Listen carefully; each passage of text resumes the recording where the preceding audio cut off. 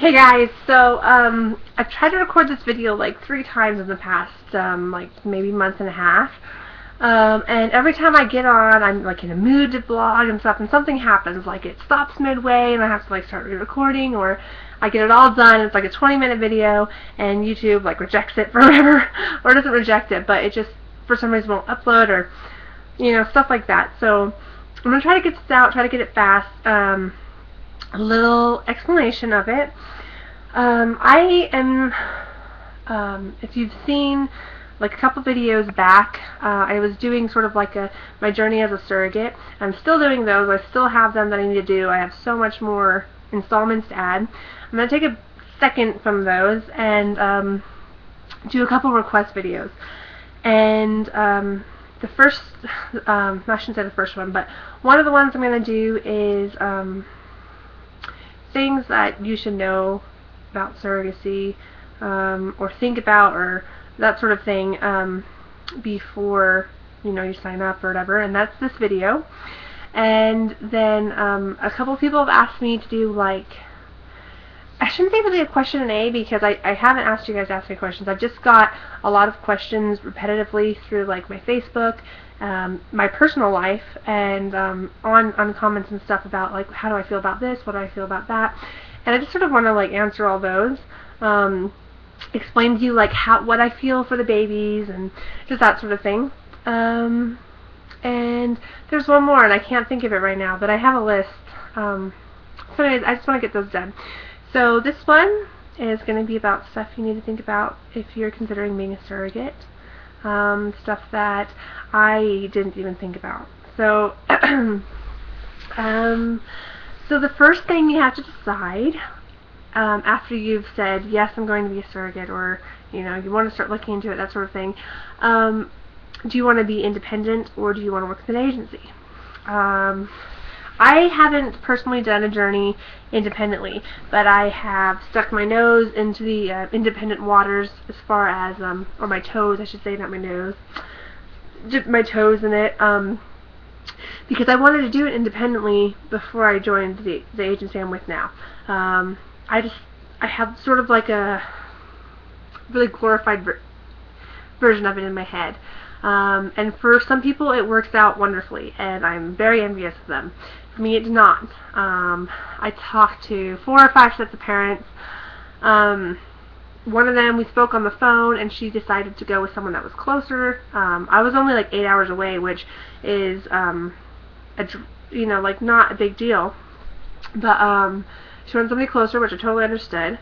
And then I matched with a couple, and I talk a bit about this couple in my very early pregnancy vlogs, but if you don't want to go back and watch all those, then this is kind of like the little condensed version.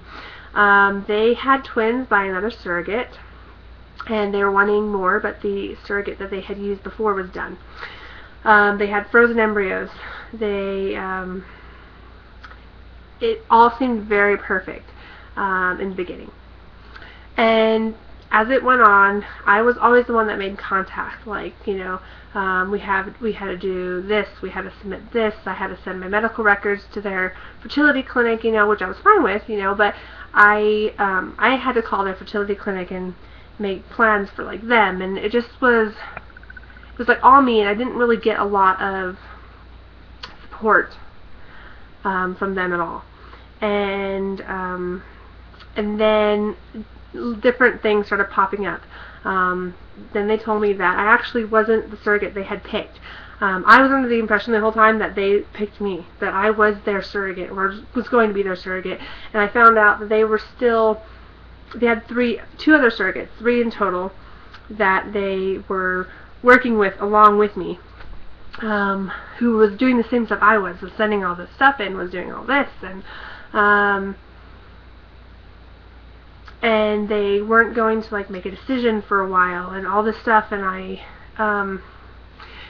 there was more to it than that, but long story short, it just got really awkward, and it wasn't the kind of relationship I wanted. It wasn't going how I imagined it and stuff. So I applied for a few different agencies.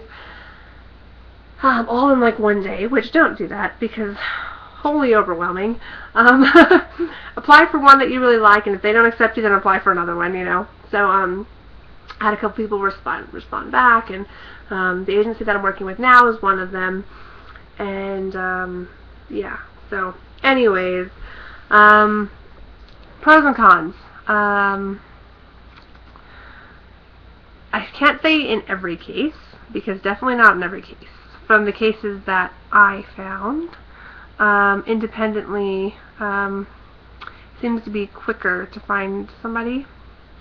But you have to do all the legwork for it, and not just you, but the parents as well. You know, you have to find the lawyer, you have to find the insurance stuff, you have to do that. The agency is more expensive for the parents. Sometimes, depending on the agency, you actually get less than what you make money-wise as an independent surro, but they do everything for you. Like, they're like, hey, we were going to fly you out. You're going to meet the doctor. We will fly you back. We're going to fly you back out. You're going to get pregnant. We will fly you back. You know, we will make all the legal arrangements. We will do this. We will do that. And it's been really great because I haven't had to worry about any of that. You know, they take care of the money part of it, so you don't have to worry about an escrow agency or trusting or anything like that. You know, so you just kind of have to think. And I don't have anything against people that do it independently. I don't know if I could. I think the only way I could do it independently is if I was doing it for like a friend. I just don't know if I could put myself like that in that position again. Anyways, next question.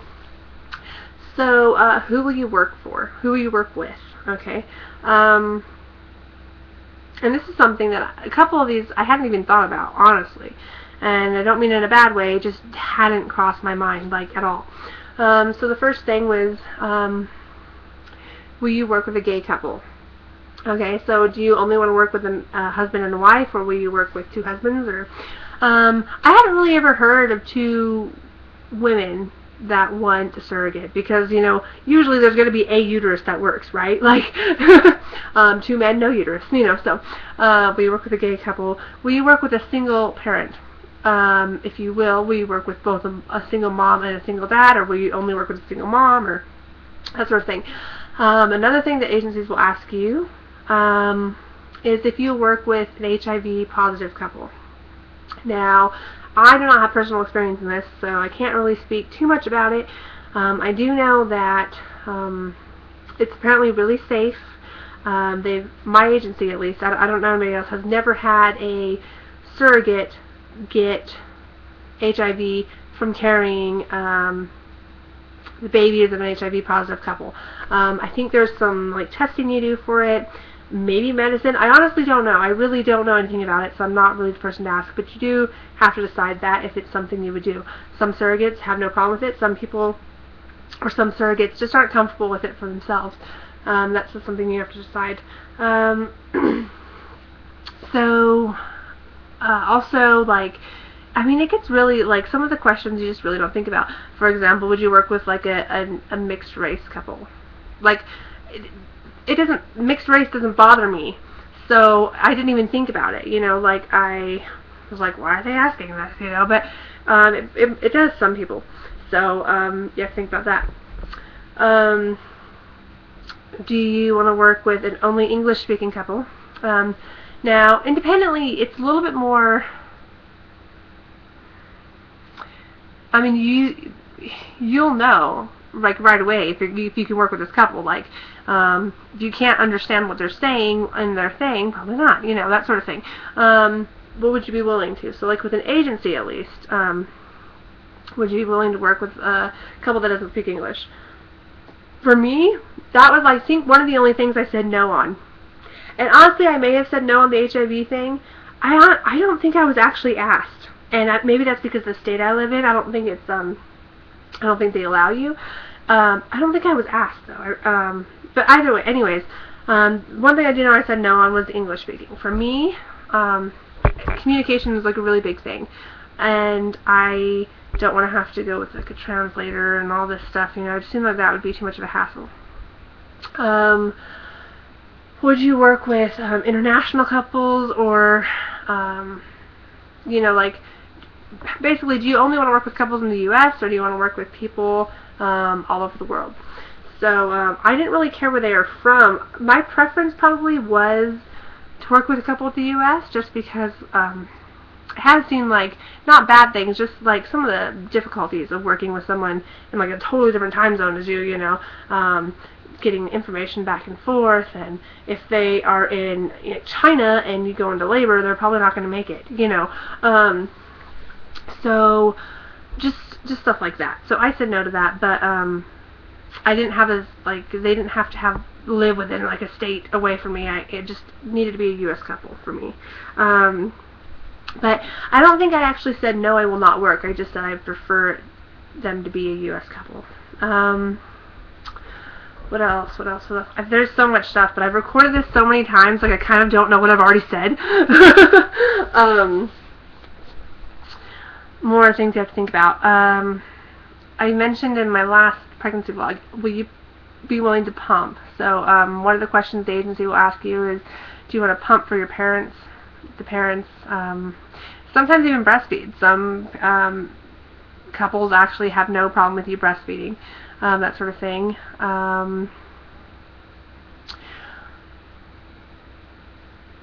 Also, will you allow them to be in the room with you? So during delivery, are you comfortable with them being there? Or do you just want them to kind of sit out in the hall somewhere, For me, I can't imagine telling them that they couldn't be there for the birth of their child. I just can't even process that. I know surrogates that have, though, and I don't think anything wrong with them. I just couldn't do it. So, oh, another big one. Oh my gosh, I can't believe I almost forgot this one. Reduction, termination, that sort of thing. This is a really big one you have to think about because it covers a lot of areas. So, first off, before we discuss the abortion and everything, let's talk about how many babies are you willing to carry. So you have to decide what you're comfortable with. You also have to decide what you're comfortable with putting in. So are you going to let them put in most fertility agencies, not the surrogate agencies, but like the fertility clinics, I should say, won't put in any more than 3 because they could all split. You could be sextuplets? Is that sex? Yeah, sextuplets. I think. Sex babies. Anyways. So first decide how many embryos you want in, know that they can all split. And second, how many will you carry? So if you did put in 2 and they both split, which is really rare, but let's pretend that happened, you got quads. Are you willing to carry quads, or would you have the parents reduce? So that's kind of a personal question that you have to figure out yourself. If we would have ended up with triplets, I personally would have probably tried, just because I think I could maybe do them. I haven't had twins yet, so I don't know, but quads I definitely would not carry. I just, at that point, I think there's too much risk to both the babies and the moms, but that's just me. I know a surrogate that had quads, and they were fine, so go her. But I just couldn't do it. So I think triplets was my cutoff. The parents I was with actually didn't even want triplets. Their cutoff was twins, so it worked really nice because that was actually what I wanted to carry. I wanted to carry twins. I've already carried a single baby, and not to say that it was boring or anything. I just wanted something different, and so I said I wanted twins. Anyways, so decide if you'll reduce, decide like when you'd agree to a reduction, that sort of thing. I will tell you completely honestly, most agencies, they're really tough on you if you say you will not reduce. Partly because it makes it harder. Sometimes they're okay with it if you are also in a state that is also easy. So Utah is not a surrogate friendly state. There's so many red tapes and hassles and jumps and all that sort of thing that my agency actually doesn't work with incoming surros from this state anymore. I was probably the last one, if not one of the last maybe 2 or 3 that they took on from Utah. They would work with me again if I was still in Utah for the same couple. But I don't think they would if I have to get matched again, because it's really hard to match. I can only carry for a straight married couple here. They can't be international. They can't do this. They have to do this. They have to do this. Yada yada yada. So, and on top of that, when I first signed up, I didn't know what I felt about reduction, so I said no. And that almost got me turned away, because that went from this huge pool of people, and then you do Utah, and it drops not even half. I mean, it drops like a quarter of it. And then I said, well, no, I won't reduce. So then it drops to like this little couple people, you know, and it just makes it really hard to match. So just sort of know that. They might be like, are you sure, you know? One thing that they told me, and some people might be angry at me for this, but I agreed with them. They told me that I had to figure out where the line was where they became their children. And for me, it was their children. Like, there wasn't a line ever, like, because they're not mine. I don't have a connection to them. And risk to myself aside, if I had a friend that was going to go reduce, I might not support her decision. I might not be like, oh yeah, go get an abortion, or go do this. But I wouldn't stop her, because it's her body, you know, and it's her baby and that sort of thing. So they told me to figure out where the line was for me. So is it their baby, but only if it's this, or if it's their baby only if this, and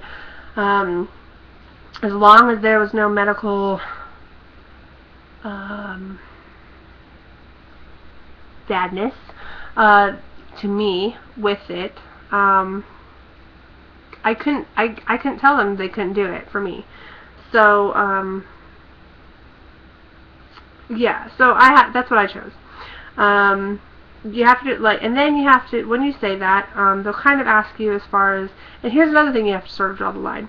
My thing was, I did not agree with reduction for